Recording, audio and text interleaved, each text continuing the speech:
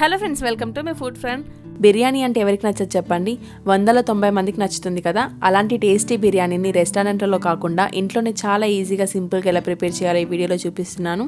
అలాగే బ్యాచిలర్స్, కొత్తగా వంట నేర్చుకునే వాళ్ళు కూడా పర్ఫెక్ట్ బిర్యానీని చేయగలుగుతారు. ఈ వీడియో చూసినట్లయితే నాకు తెలిసిన కొన్ని టిప్స్తో ఈ వీడియోని షేర్ చేస్తున్నాను. అలాగే పాలు వాడకుండా చేసిన పన్నీర్తో ఈ పన్నీర్ దమ్ బిర్యానీని ప్రిపేర్ చేస్తున్నాను. అది ఎలాగో కూడా ఈ వీడియోలో చూడండి. ఫస్ట్ ఈ రెసిపీ కోసం బౌల్లోకి 300 గ్రాముల వరకు సోయా పన్నీర్ని తీసుకుంటున్నానండి. ఈ పన్నీర్ని పాలతో కాకుండా సోయా బీన్స్ గింజల్ని నానబెట్టి పాలు తీసి ఆ పాలతో ఈ పన్నీర్ని ప్రిపేర్ చేస్తారు. ఈ పన్నీర్తో కూడా బిర్యానీ చాలా మంచి టేస్ట్ వస్తుంది. అలాగే హెల్త్కి కూడా చాలా మంచిది కాబట్టి ఒకసారి ట్రై చేయండి. అలాగే ఇందులోకి 2 పచ్చిమిర్చి సన్నగా కట్ చేసి పెట్టుకున్న ముక్కలు, అలాగే కొద్దిగంత కొత్తిమీరని, పుదీనాను కూడా యాడ్ చేసుకోండి. వీటితో పాటే 1 టీ స్పూన్ వరకు కారాన్ని, అలాగే టేస్ట్కి తగినంత సాల్ట్ని, 1 టీ స్పూన్ వరకు గరం మసాలా పౌడర్ని, అలాగే 1 టీ స్పూన్ వరకు వేయించిన దాల్చిన చెక్క పొడి, అలాగే 1 టీ స్పూన్ వరకు జీలకర్ర పొడి, 1 టీ స్పూన్ వరకు ధనియాల పొడిని కూడా యాడ్ చేయండి. వీటితో పాటు వేయించిన జీడిపప్పు, అలాగే ఫ్రైడ్ ఆనియన్స్ని యాడ్ చేసుకుంటున్నాను, ఒక 2-3 టేబుల్ స్పూన్ల వరకు. నెక్స్ట్ ఇందులోకి అరచెక్క నిమ్మకాయ జ్యూస్ని యాడ్ చేసుకోండి.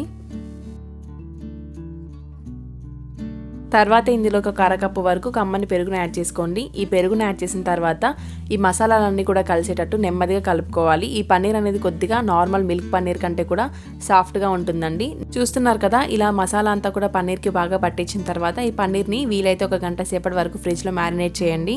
నెక్స్ట్ బిర్యానీ కోసం రైస్ని ప్రిపేర్ చేసుకుందామండి. దానికోసం నేను ఇక్కడ చూపిస్తున్న గ్లాస్ తోటి 3 గ్లాసుల వరకు బాస్మతి రైస్ని నానబెట్టుకున్నాను. 3 గ్లాసులకి 10 గ్లాసుల వరకు వాటర్ని తీసుకున్నాను. 1 గ్లాస్కి 3 గ్లాసుల కంటే ఎక్కువనే వాటర్ తీసుకోండి, అలా అయితేనే రైస్ పొడి పొడిగా వస్తుంది. నెక్స్ట్ ఇందులోకి కట్ చేసి పెట్టుకున్న ఒక 2 పచ్చిమిర్చిని, కారచెక్క నిమ్మరసాన్ని వేసుకోండి. నెక్స్ట్ ఇందులోకి 4 లవంగాలని, ఒక బిర్యానీ ఆకును వేసుకోండి. వీటితో పాటు 4 యాలకులని, ఒక దాల్చిన చెక్కని, అలాగే ఒక స్టార్ అనే స్పూన్ యాడ్ చేసుకోండి. వీటితో పాటే టేస్ట్కి తగినంత సాల్ట్ని యాడ్ చేసుకోండి. సాల్ట్ని మాత్రం మీరు రెగ్యులర్గా యాడ్ చేసేదానికంటే కూడా కొద్దిగా ఎక్కువ యాడ్ చేసుకోండి, మనం వాటర్ని ఎక్కువగా తీసుకున్నాం కాబట్టి. నెక్స్ట్ ఒక 2 టేబుల్ స్పూన్ల కొత్తిమీర, 2 టేబుల్ స్పూన్ల పుదీనాను యాడ్ చేసుకోండి. వీటితో పాటే 1 టీ స్పూన్ వరకు అల్లం వెల్లుల్లి పేస్ట్ని యాడ్ చేసుకొని ఒకసారి అంతా కలుపుకోవాలి. నెక్స్ట్ ఇందులోకి 1 టీ స్పూన్ వరకు ఆయిల్ని వేసి మూత పెట్టేసి వాటర్ బాగా మరిగేంత వరకు మరిగించుకోవాలి. వాటర్ బాగా మరిగిన తర్వాత ఇందులోకి మనం నానబెట్టుకున్న బియ్యాన్ని యాడ్ చేసుకోవాలండి.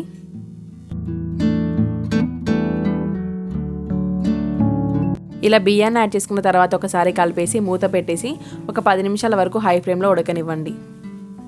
మధ్యలో ఒకసారి కలుపుకొని మంటని మీడియం ఫ్లేమ్లో ఉంచి 5 నిమిషాలు ఉడకనివ్వండి. 5 నిమిషాల తర్వాత ఒక మెతుకు తీసుకొని ఒత్తి చూసినట్లయితే తెలిసిపోతుందండి. అన్నం అనేది 90% ఉడికిపోవాలి. 90% ఉడికిన తర్వాత ఇలా చిల్లుల గంటతోటి అన్నాన్ని సెపరేట్ చేసి డ్రైన్ అవుట్ చేసి ఉంచుకోండి వాటర్ని.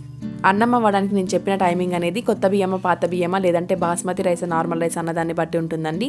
మధ్య మధ్యలో చెక్ చేసుకుంటూ ఉండాలి. నెక్స్ట్ బిర్యానీ కుక్ చేసుకోవడానికి ఇలా అడుగు మందంగా ఉండి వెడల్పుగా ఉన్న ప్యాన్ తీసుకోండి. ఇందులోకి 2 టేబుల్ స్పూన్ల వరకు ఆయిల్ని వేసి ప్యాన్ అంతా కూడా ఈవెన్గా స్ప్రెడ్ చేయాలి. ఇలా ఆయిల్ని సమానంగా స్ప్రెడ్ చేసుకున్న తర్వాత ఇందులోకి 1 అవర్ పాటు మ్యారినేట్ చేసిన పన్నీర్ ముక్కల్ని యాడ్ చేసుకుందాం. ఈ పన్నీర్ అంతా కూడా ఈవెన్గా ఉండేటట్టు పల్చగా స్ప్రెడ్ చేసుకోండి ప్యాన్ అంతా కూడా. నెక్స్ట్ ఇందులోకి ఉడకబెట్టుకున్న అన్నాన్ని ఒక లేయర్ లాగా వేసుకోండి. ఇలా అన్నాన్ని ఒక లేయర్ లాగా వేసిన తర్వాత ఈ అన్నం పైకి ఫ్రై చేసి పెట్టుకున్న బాదం పప్పు, అలాగే ఫ్రైడ్ ఆనియన్స్ని వేస్తున్నాను. దీంతో పాటే ఫ్రైడ్ ఆనియన్స్ని వేయించిన నూనె ఉంటుంది కదా, అందులోకి 1/2 టీ స్పూన్ వరకు పసుపుని యాడ్ చేసుకొని న్యాచురల్గానే ఫుడ్ కలర్ని ప్రిపేర్ చేసుకోవచ్చండి. ఈ విధంగా ఈ ఆయిల్ని కూడా కొద్దిగా రైస్ పైకి వేసుకోండి. నెక్స్ట్ దీనిపైకి కట్ చేసి పెట్టుకున్న కొత్తిమీరని, పుదీనాను యాడ్ చేసుకోండి.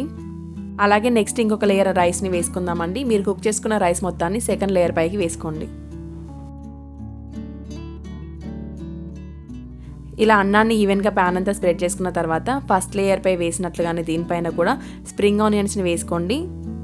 నెక్స్ట్ ఈ బిర్యానీ పైకి 1-2 టీ స్పూన్ల వరకు టర్మరిక్ ఆయిల్ని వేసుకోండి. మనం చేసిన ఏ బిర్యానీలోకైనా కొద్దిగా వేయించిన జీడిపప్పులను తీసుకోవడం వల్ల బిర్యానీ టేస్ట్ అనేది చాలా బాగుంటుందండి.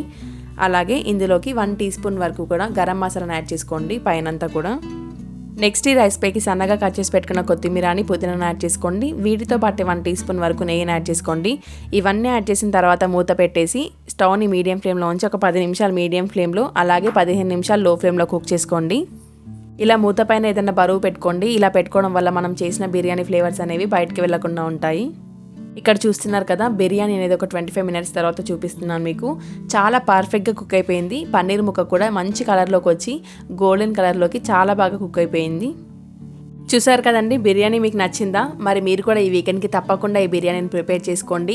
సోయాతో చేసిన పన్నీర్ బిర్యానీ కూడా చాలా బాగుంటుంది. టేస్ట్ అనేది చాలా సింపుల్గా ఈజీగా ప్రిపేర్ చేసుకోవచ్చు అండి. ఈ సోయా పన్నీర్ బిర్యానీ కూడా సూపర్ మార్కెట్లో అవైలబుల్గా ఉంటుంది. అలాగే నార్మల్ పన్నీర్ కంటే కూడా, మిల్క్ పన్నీర్ కంటే కూడా రేట్ అనేది తక్కువగా ఉంటుంది. హెల్త్ బెనిఫిట్స్ కూడా ఎక్కువగా ఉన్నాయి కాబట్టి ఒకసారి తప్పకుండా ట్రై చేయండి. ఈ వీడియో కనుక మీకు నచ్చినట్లయితే please do like, share and subscribe to me food friend. Thank you for watching.